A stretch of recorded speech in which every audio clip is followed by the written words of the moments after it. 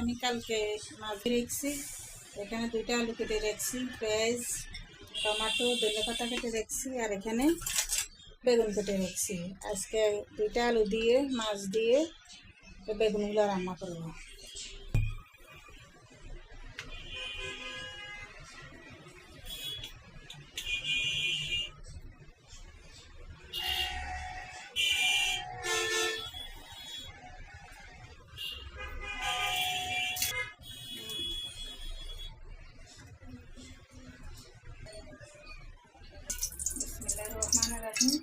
কড়াইতে তেল দিয়ে দিলাম। আমি তেলের ভিতরে পেঁয়াজ টমেটো কাঁচামরিচ একসাথে দিয়ে দিলাম, রসুন বাটা দিয়ে দিলাম,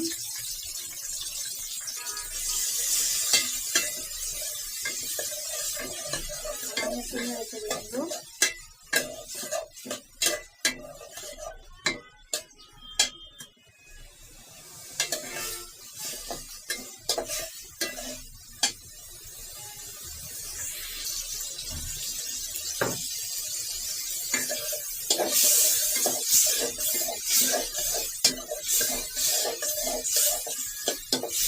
একটু পানি দিয়ে দিলাম কষানোর জন্য।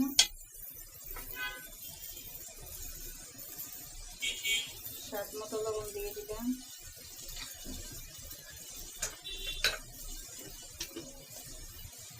পরিমাণ মতো হলুদের গুঁড়া দিয়ে দিলাম, পরিমাণ মতো মরিচের গুঁড়া দিয়ে দিলাম,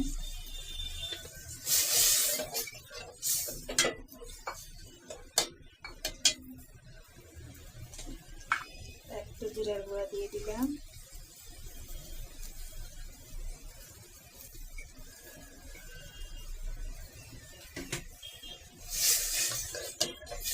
আমার একটু কষানো হোক।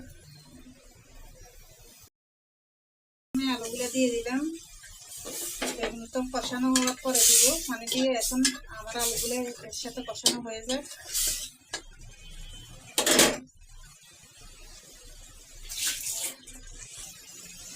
এখন আমার এখানে আলুটা টমেটোটা কষানো হয়ে পানি দিব। আমার আলুটা টমেটোটা কষানো হয়ে গেছে, এখন আমি পানি দিয়ে দিব।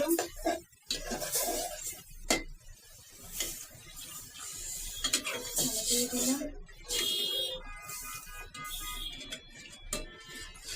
এবারে আমি বেগুন দিব। বেগুনটা কষানো লাগবে না, এই পানিতে বেগুন হয়ে যাবে।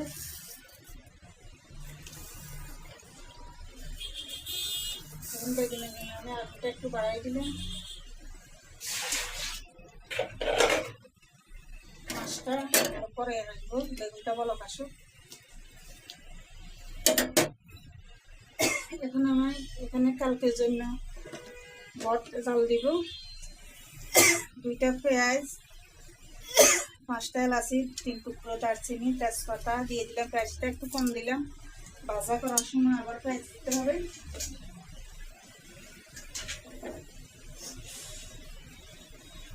রসুন বাটা দিয়ে দিলাম, মরিচের গুঁড়া দিয়ে দিলাম, পরিমাণ মতো হলুদের গুঁড়া দিয়ে দিলাম। এখানে 1 চা চামচ জিরার গুঁড়া, চামচ ধনিয়ার গুঁড়া, জিরার গুঁড়া আর একটু দিতেছি। আমি এখানে তেল দিয়ে দিলাম, তেলটা অল্প দিব, আবার ভাজি করার সময় দিতে হবে। এখন আমি এখানে পানি দিয়ে দিলাম।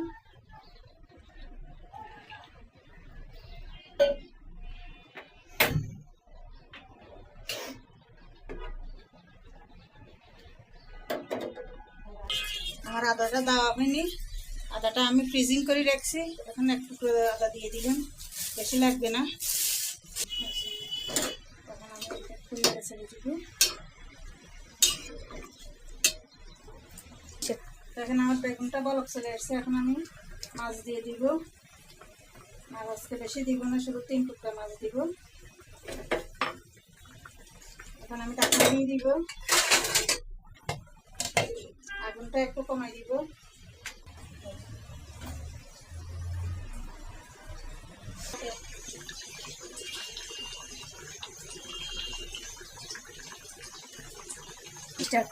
এখন আমার বটটা জাল দেওয়া হয়ে গেছে, রাত্রে আবার জাল দিব। এখন আমি এই পাশে দুধ দিয়ে দিব, দুধ জাল দিব। আমার বেগুনটা মাছটা হয়ে গেছে, এখন আমি ধনে পাতা দিয়ে নামাই নেব।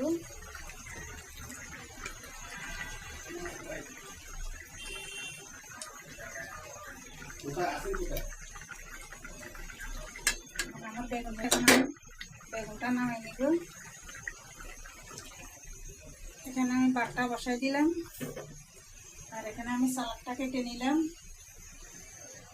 এখানে আমি এই বাটির ভিতরে সালাদ কেটে নিলাম, আর এখানে আমার বেগুন।